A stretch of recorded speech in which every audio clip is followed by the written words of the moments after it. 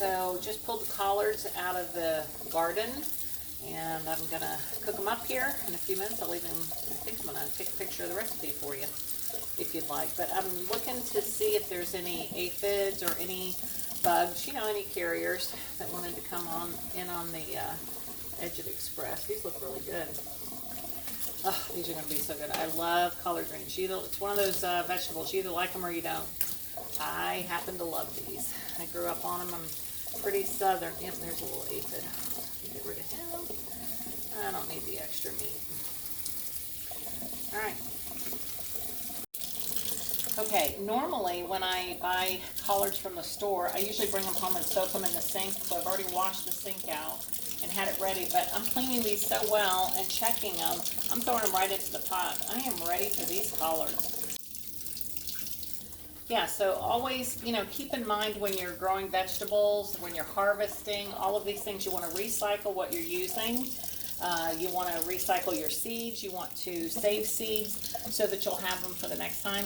These in particular, I'm going to take all of these, all of the leftovers, and I'm going to throw them back into our compost, and it will add nutrition to it.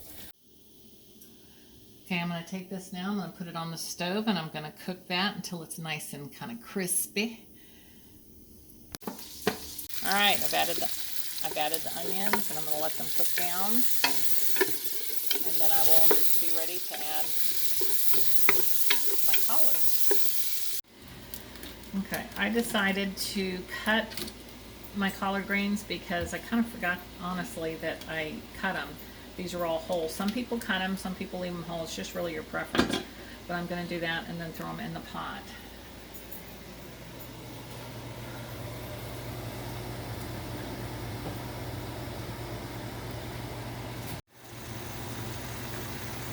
Okay. Pepper.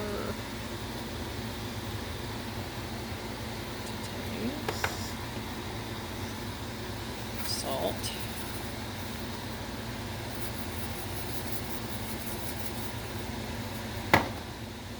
And two tablespoons of apple cider vinegar.